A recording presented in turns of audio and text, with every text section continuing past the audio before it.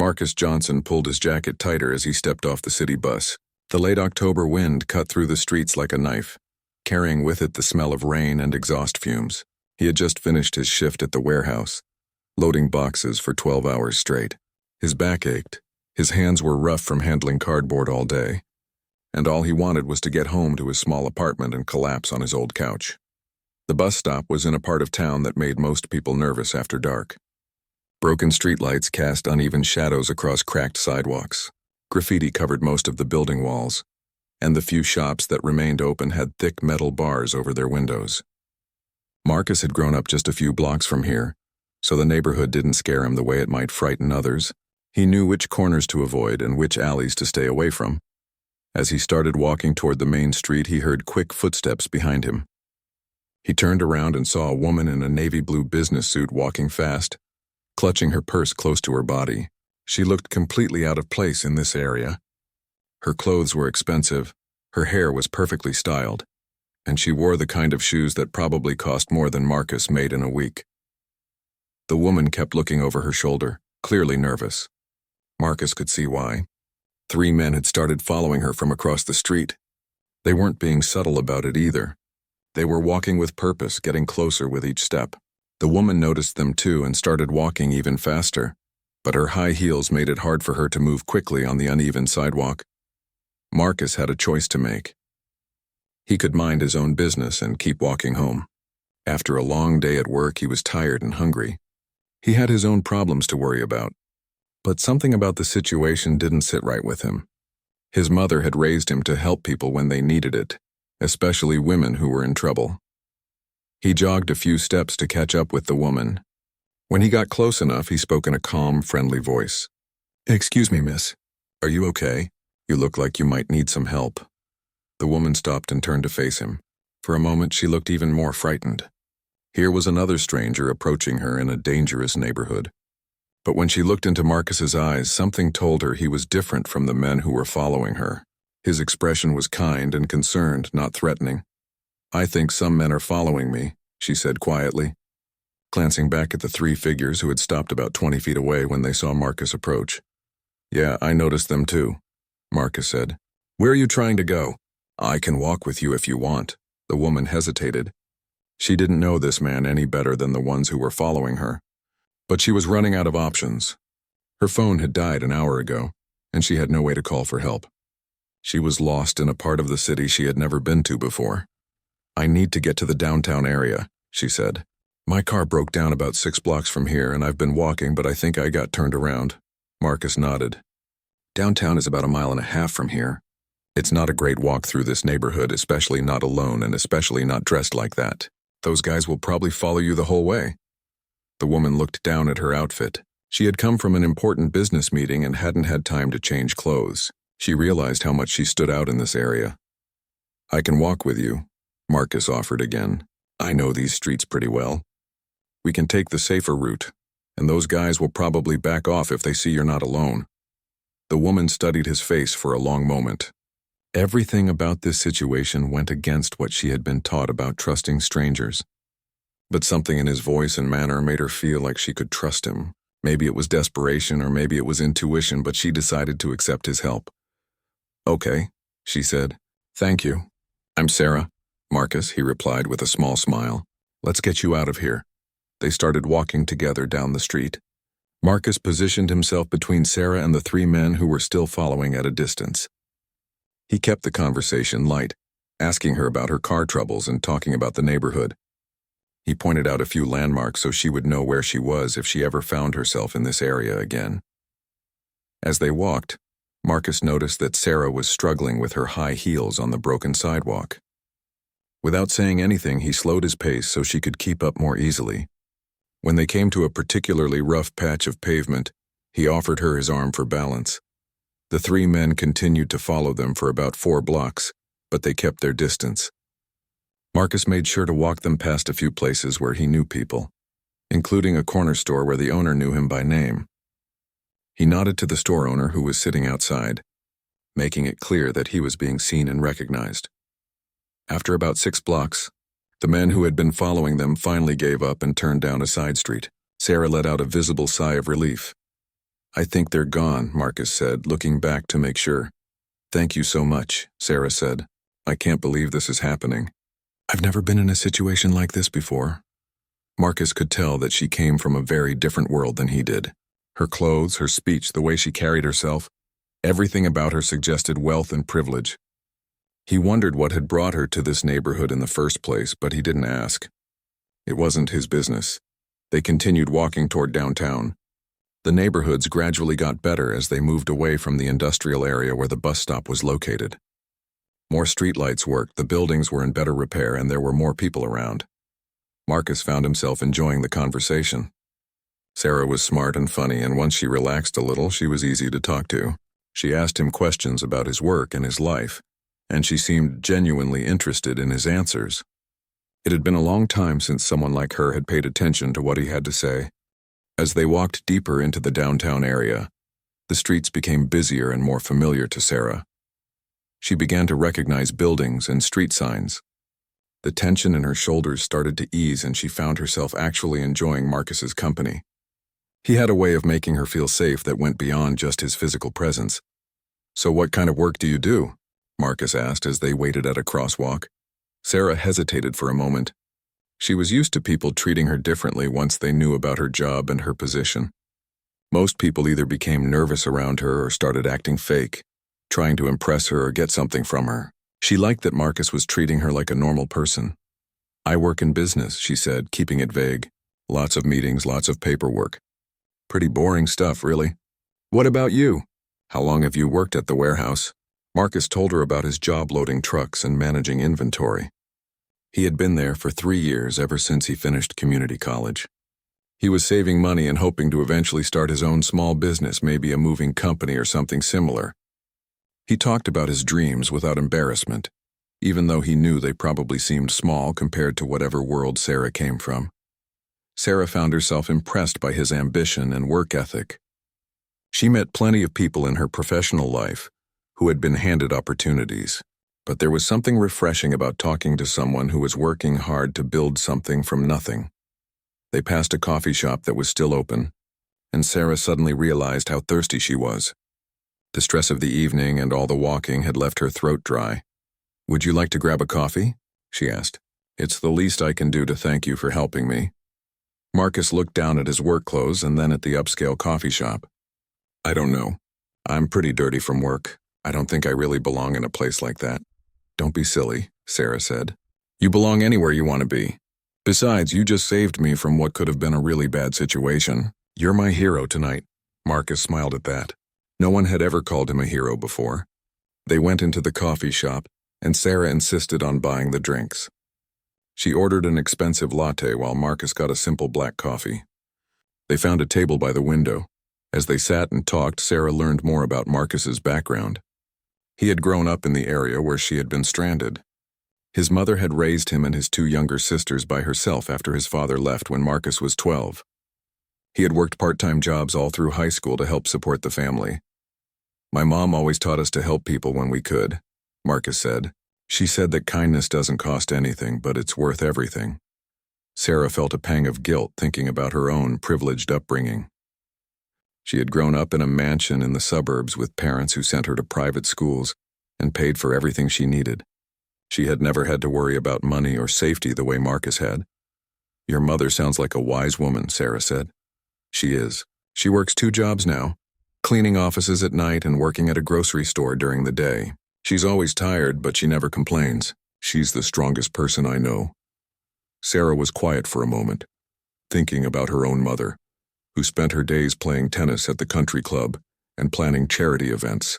There was nothing wrong with that life, but it seemed small compared to the sacrifices Marcus's mother had made for her children. What about you? Marcus asked. What's your family like? Sarah chose her words carefully. My parents live outside the city. They're comfortable. I don't see them as much as I should, probably. Work keeps me pretty busy. Marcus nodded, not pushing for more details. He could tell that Sarah came from money, but he didn't hold it against her. She seemed like a good person, and that was what mattered to him. After they finished their coffee, they continued walking toward the business district where Sarah had parked her car before it broke down. The streets were well lit and safe now, with plenty of people around even though it was getting late. "I really can't thank you enough," Sarah said as they walked. "I keep thinking about what might have happened if you hadn't been there." "Anyone would have done the same thing," Marcus said, though they both knew that wasn't true. Plenty of people would have kept walking and minded their own business. "No, they wouldn't have," Sarah said firmly. "Most people would have looked the other way. You didn't have to help me, especially after working all day. You could have just gone home." Marcus shrugged.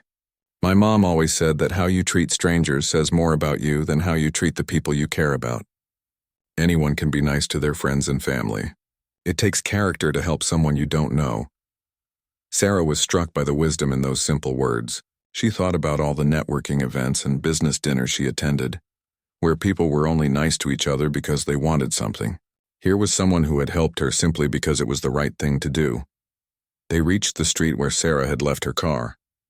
It was a sleek black sedan that looked expensive even in the dim streetlight. Marcus wasn't surprised. He had figured she drove something nice. "This is me," Sarah said, pulling out her keys. "I should probably call a tow truck tomorrow." "What happened to it?" Marcus asked. "I'm not really sure. It just stopped running and wouldn't start again." "I don't know much about cars." Marcus walked over to the vehicle and looked at it for a moment. "Do you mind if I take a quick look? Sometimes it's something simple." Sarah handed him the keys, curious to see what he would find. Marcus opened the hood and used the flashlight on his phone to examine the engine. After a few minutes, he found the problem. "I think your battery cable came loose," he said. "It happens sometimes when you hit a pothole or something. Give me a second."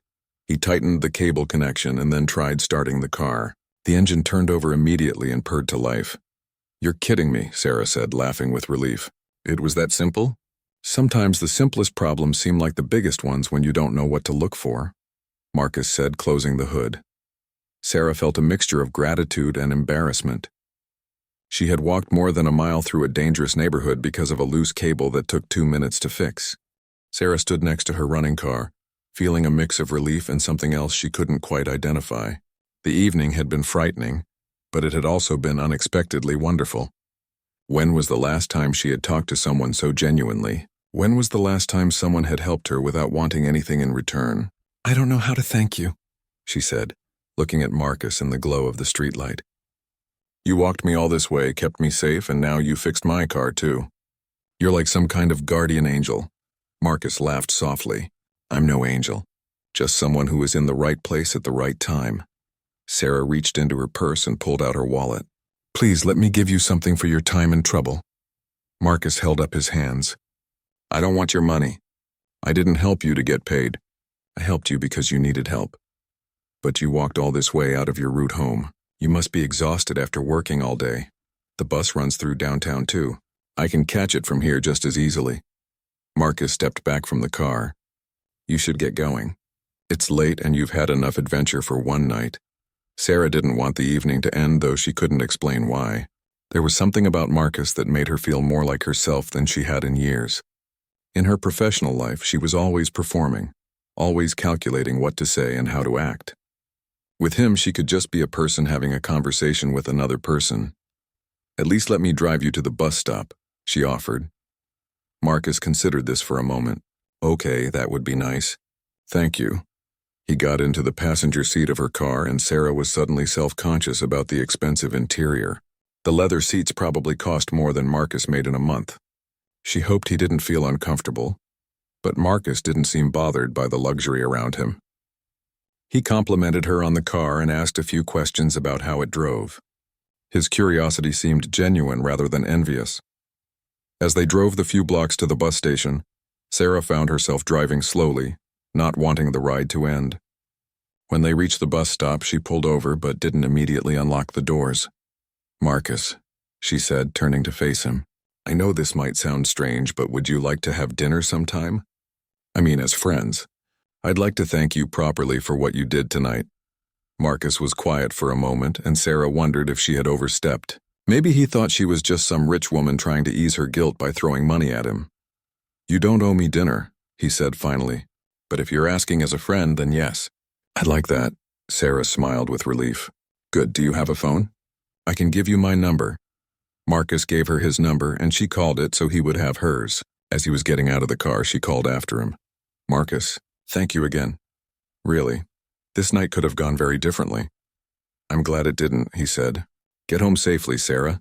She watched him walk toward the bus stop before driving away.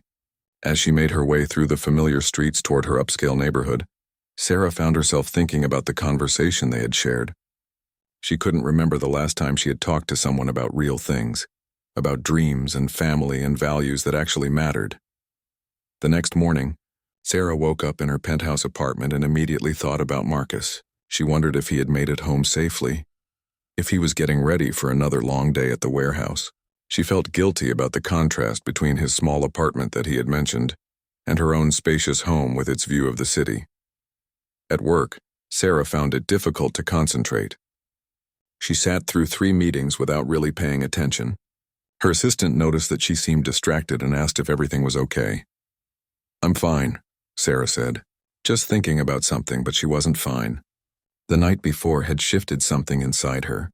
She kept thinking about what Marcus had said about his mother working 2 jobs, about his dreams of starting his own business, about helping strangers because it was the right thing to do. Sarah looked around her corner office with its expensive artwork and floor-to-ceiling windows.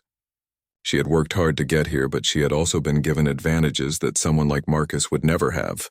She had gone to the best schools, had connections, had parents who could support her while she took unpaid internships. Marcus was working just as hard, maybe harder, with none of those advantages. That evening, Sarah called Marcus from her office.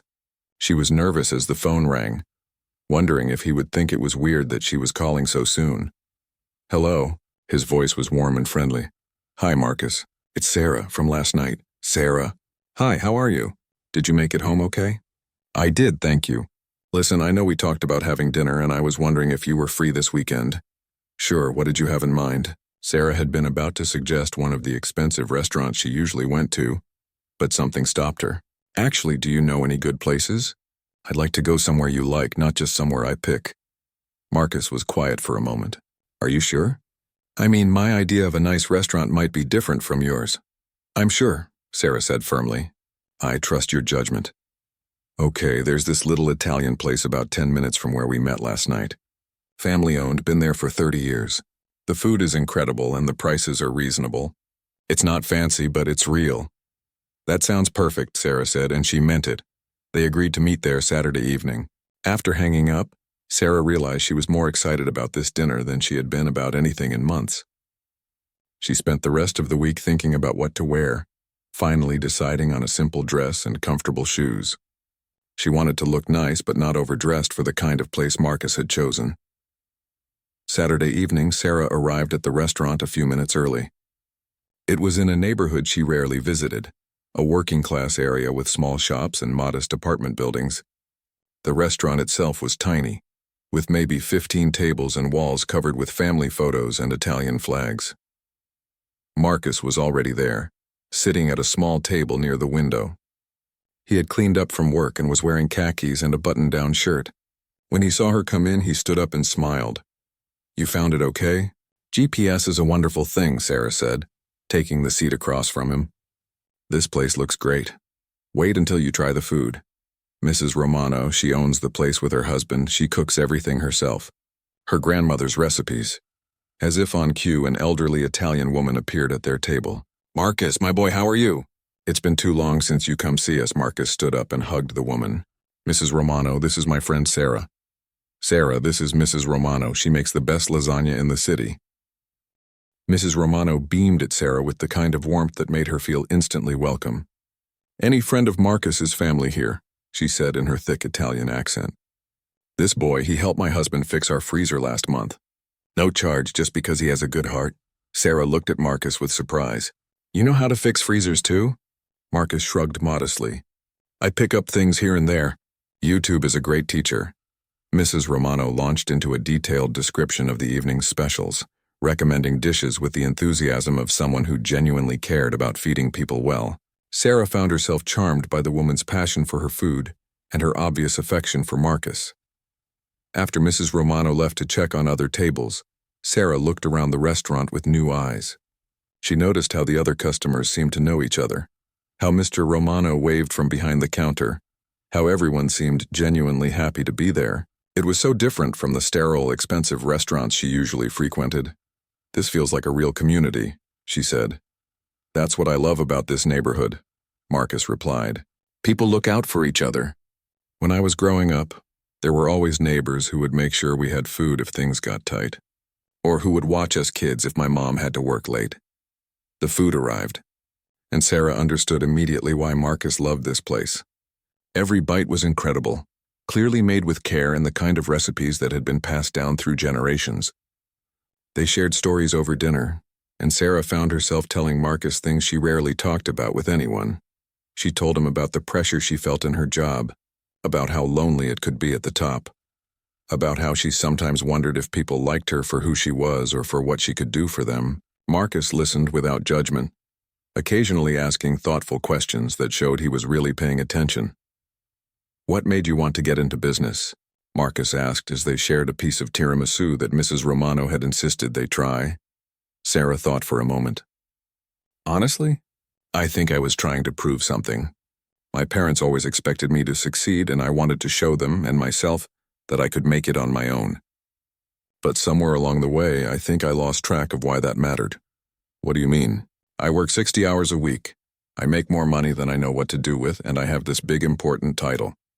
But what am I actually contributing to the world? Am I making anyone's life better?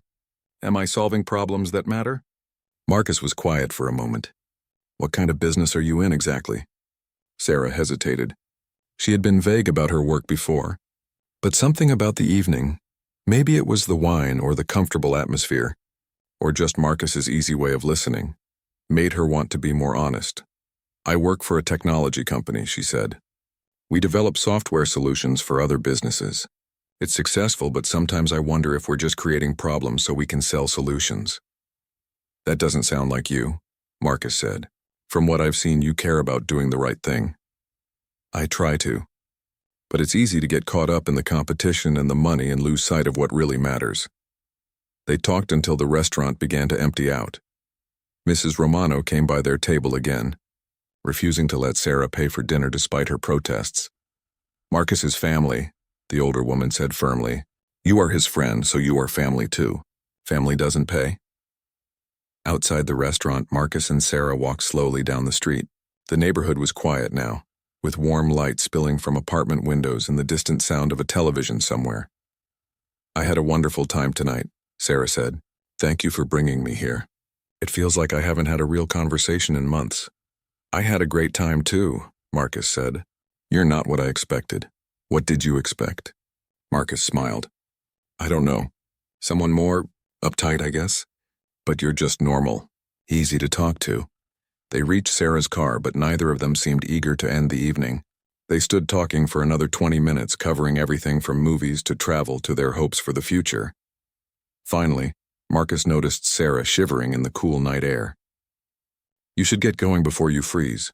You're probably right." Sarah unlocked her car but turned back to face him. "Marcus, can I ask you something? If you had the opportunity to change your life completely, I mean if someone offered you a chance to do something totally different, would you take it?" Marcus considered the question seriously. "I think it would depend on what it was. I'm not unhappy with my life. I mean, sure, I'd like to make more money and have more opportunities, but I like who I am.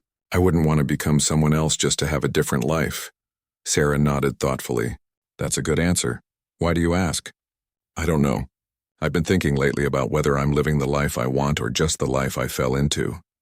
Those don't have to be permanent choices," Marcus said gently. "You can change direction if you want to." Sarah looked at him for a long moment. There was something about his quiet confidence that made her feel like anything was possible. "I should let you get home," she said finally, "but I'd love to see you again soon. Maybe next time I can show you one of my favorite places." "I'd like that," Marcus said. As Sarah drove home through the quiet streets, she found herself thinking about the evening and about Marcus's question regarding what kind of business she was in. She had been honest about working for a technology company, but she hadn't told him the whole truth. She wasn't just an employee. She was the CEO of one of the fastest-growing tech companies in the city. She had founded the company 5 years ago with a partner from business school. They had started with a simple idea for helping small businesses manage their operations more efficiently, but as the company grew, they had shifted focus to larger, more profitable clients. Now they primarily served huge corporations, helping them streamline processes and reduce costs, which usually meant eliminating jobs. Sarah pulled into her building's underground parking garage and sat in her car for a moment before going upstairs. She thought about Marcus working at the warehouse, saving money to start his own small business. She thought about Mrs. Romano and her husband running their little restaurant, treating customers like family. She thought about the kind of company she had originally wanted to build and the kind it had become. For the first time in years, Sarah felt dissatisfied with her success. She had everything she had thought she wanted, but spending time with Marcus had reminded her of what was missing from her life. Genuine connection, real purpose, the satisfaction of helping people instead of just making money. The next few weeks fell into a comfortable pattern. Sarah and Marcus saw each other once or twice a week, sometimes for dinner, sometimes just for coffee or a walk through different neighborhoods. Sarah began to see her city through Marcus's eyes, the small businesses he supported, the community centers where he sometimes volunteered, the parks where families gathered on weekends. Marcus, meanwhile, was learning about Sarah's world too. Though he still didn't know the full extent of her professional success, she had taken him to a few of her favorite restaurants and cultural events, always careful to choose places that wouldn't make him uncomfortable with their expense. What surprised Sarah most was how much she looked forward to their time together. Marcus had a way of making ordinary moments feel special. He noticed things she had stopped seeing, the way the light hit the buildings at sunset, the sound of children playing in the distance, the smell of bread from a bakery they passed. More than that, he listened to her in a way that felt rare and precious. In her professional life, people listened to her because they had to, because she was their boss or their client. Marcus listened because he wanted to understand her thoughts and feelings. 3 weeks after their first dinner, Sarah faced a crisis at work that would change everything. Her company had been developing a new software system for a major retail chain that would automate much of their inventory management. The system was brilliant. It would save the client millions of dollars and make their operations incredibly efficient. It would also eliminate nearly 3,000 jobs. Sarah sat in her office late one evening, reviewing the final implementation reports. The numbers were impressive. The client was thrilled. Her board of directors was already talking about using this project as a model for similar contracts with other large companies. It was exactly the kind of success that would cement her company's reputation and make her personally very wealthy. But all she could think about was Marcus talking about his job at the warehouse, about the satisfaction he took in his work. Despite the long hours and physical demands, she thought about the 3,000 people who would lose their jobs so that a billion-dollar company could increase its profit margins by a few percentage points. Her phone buzzed with a text from Marcus. "Hope you're not working too late. Want to grab lunch tomorrow?" Sarah stared at the message for a long time before responding. "I'd love to. Can we make it dinner instead? I might have some news to share." The next evening, they met at a quiet cafe that had become one of their regular spots. Marcus could tell immediately that something was bothering Sarah. She seemed distracted and kept fidgeting with her napkin. "Everything okay?" he asked after they had ordered. Sarah looked at him across the small table. Over the past few weeks, she had come to value his opinion more than almost anyone else's. His perspective on things was so different from the people she usually talked to, but it was always thoughtful and honest.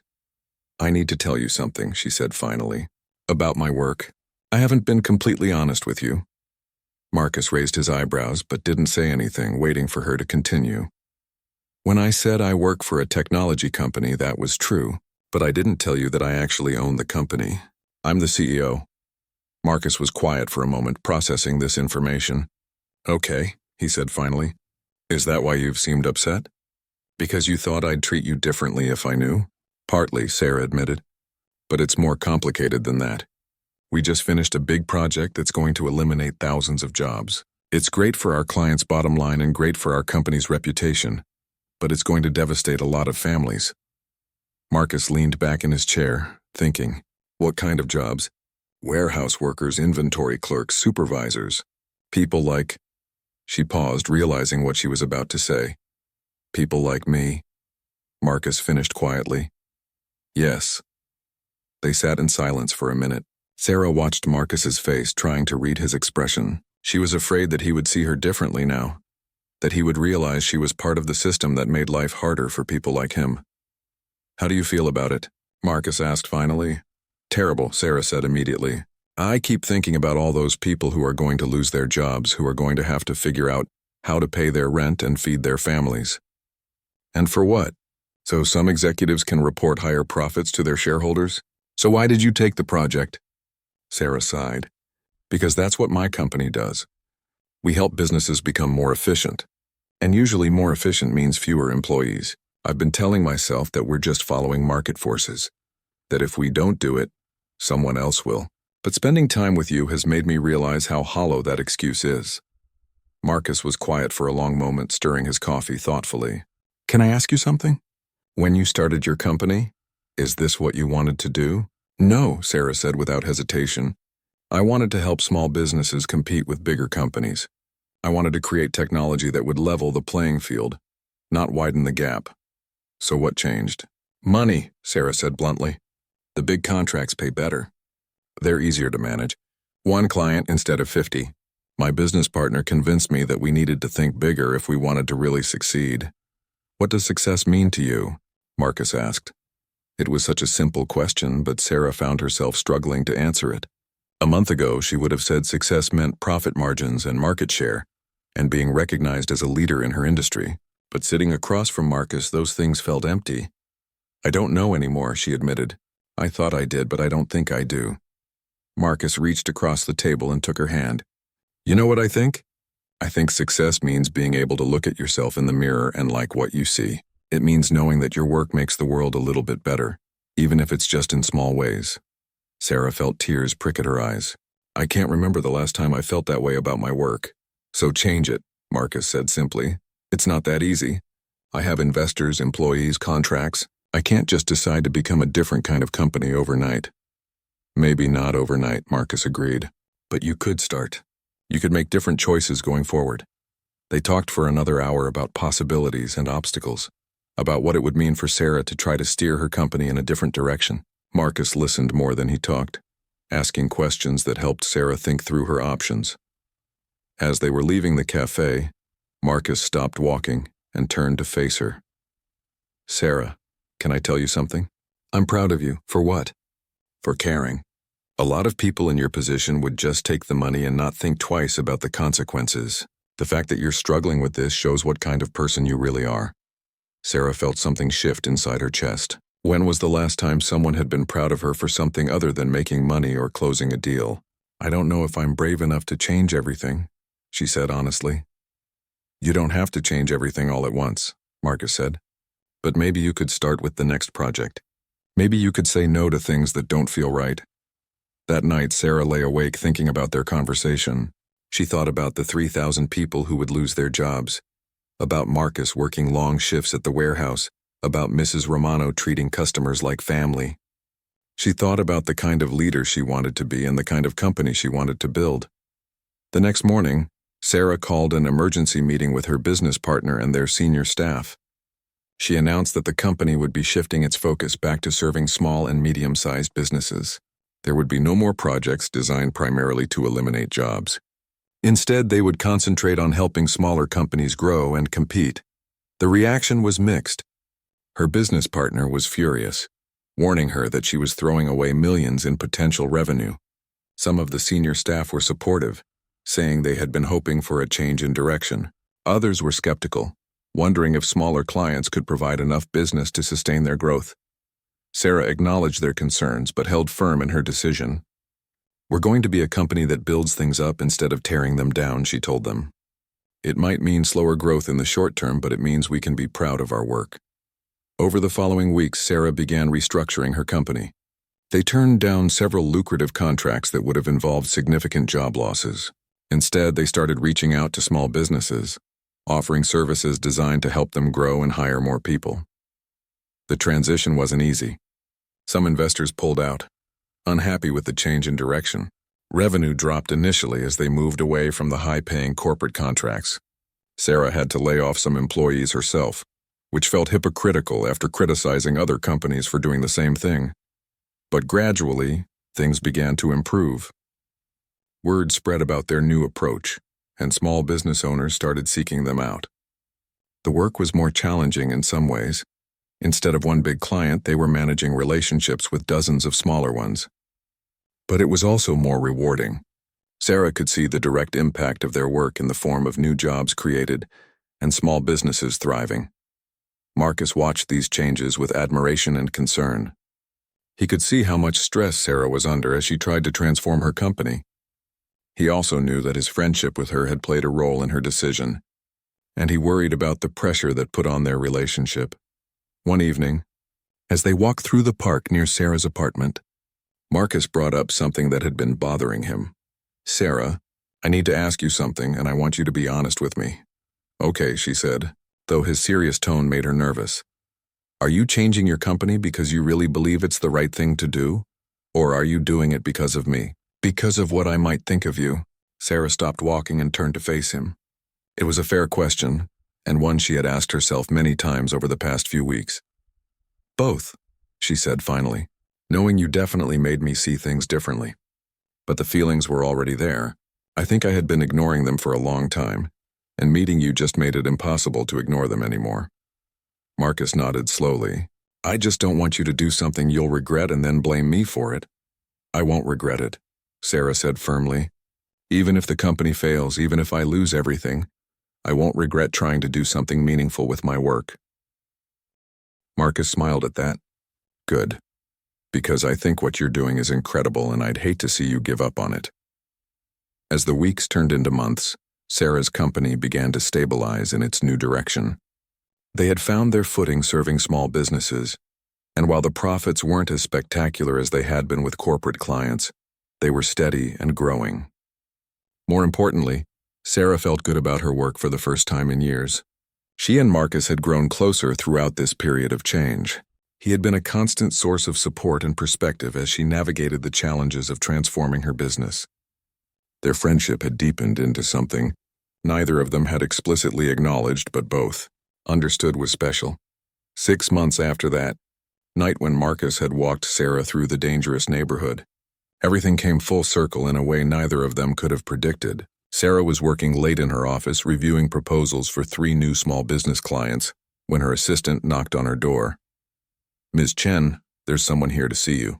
He says it's about a business proposal, but he doesn't have an appointment." Sarah looked up from her computer, annoyed at the interruption.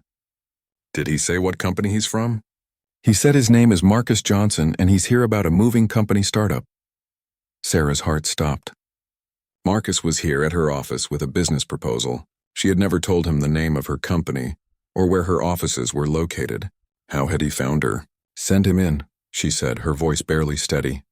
A few moments later, Marcus walked through her office door, and his expression was a mixture of shock, confusion, and something that might have been betrayal. He stopped just inside the doorway, looking around at the expensive furniture, the wall of awards, the floor-to-ceiling windows with their panoramic view of the city. "Sarah," he said, as if he wasn't sure he was looking at the right person. "Hi, Marcus," she said quietly, standing up from behind her desk. "I can explain." Marcus stared at her for a long moment, then at the nameplate on her desk that read Sarah Chen, Chief Executive Officer. Then he looked at the company logo on the wall behind her. "Chen Solutions," he said slowly. "You're the CEO of Chen Solutions?" "Yes." Marcus shook his head, looking stunned. "I can't believe this. I've been researching your company for weeks, trying to get a meeting. I read every article I could find about you, watched interviews, studied your business model. And you're the woman I walked home that night." Sarah came around her desk, wanting to close the distance between them, but Marcus stepped back. "Why didn't you tell me?" he asked.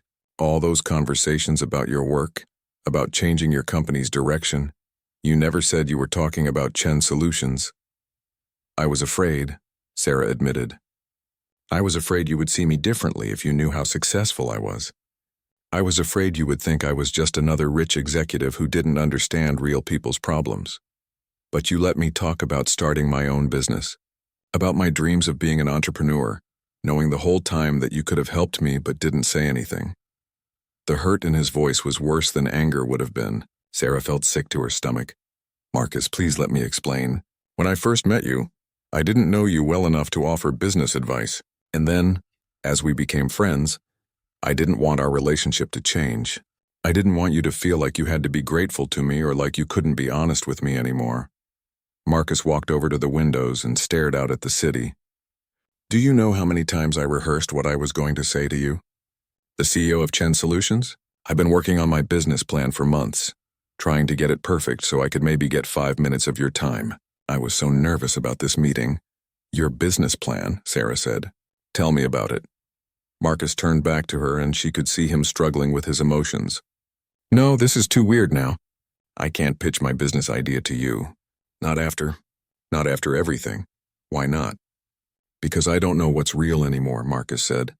Was our friendship real or were you just studying me like some kind of research project? Was I just your way of understanding how the other half lives? The accusation stung because Sarah could see how it might look that way from his perspective. Our friendship was real, she said firmly. It's the most real thing in my life. Everything I told you about questioning my work, about wanting to change my company's direction, that was all true. You helped me see things I'd been blind to, but you never trusted me enough to tell me the truth about who you were. Sarah felt tears starting to form in her eyes. You're right. I should have told you. I was a coward. I was so used to people changing how they treated me once they knew about my position and my money, that I didn't want to risk losing what we had. Marcus was quiet for a long moment, processing everything. So when you were talking about your company changing direction, about not taking projects that eliminate jobs, you were talking about Chen Solutions. Yes, and I meant every word. We haven't taken a single contract like that since our conversation at the cafe. We're focused entirely on helping small businesses now. Marcus looked surprised. I've been following your company's recent moves. I noticed the shift, but I had no idea why you made those changes. You're why, Sarah said simply. You and everything you taught me about what really matters.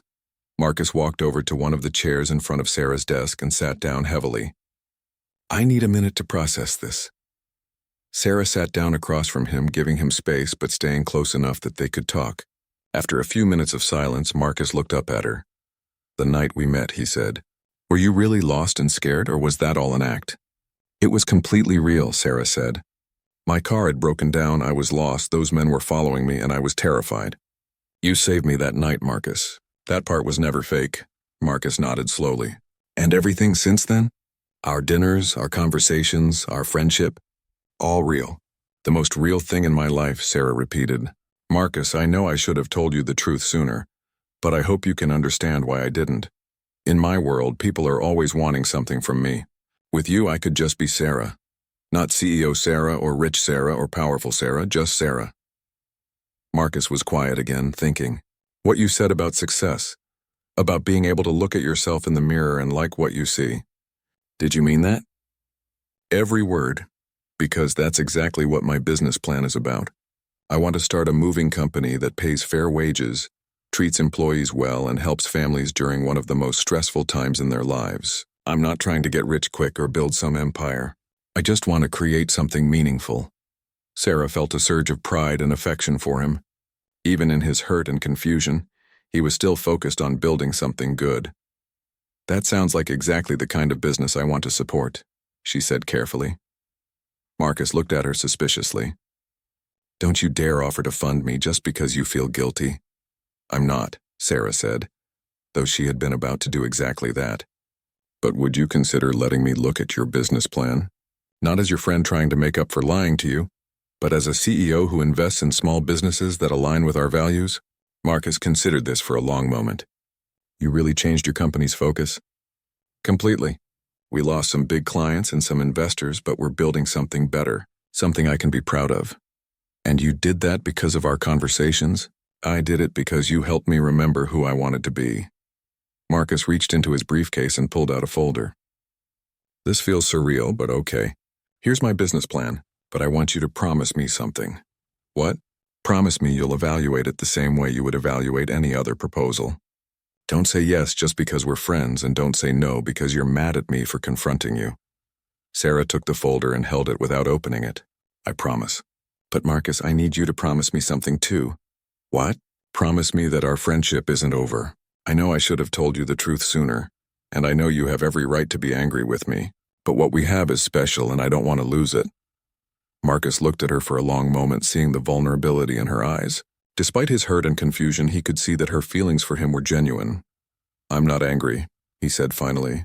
I'm hurt and I'm confused, but I'm not angry. I just need some time to figure out how I feel about all of this. I understand, Sarah said. Take all the time you need. Marcus stood up to leave, then paused at the door. Sarah, that night when you asked me if I would take an opportunity to change my life completely, were you thinking about offering me something then? I was thinking about a lot of things, Sarah said honestly.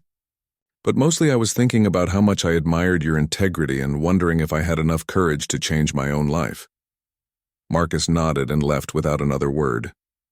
Sarah sat alone in her office for a long time after he was gone, holding his business plan and hoping she hadn't lost the best thing that had happened to her in years. 2 weeks later, Sarah called Marcus with her decision about his business proposal. When he answered the phone, his voice was cautious but not unfriendly. I've reviewed your business plan, Sarah said.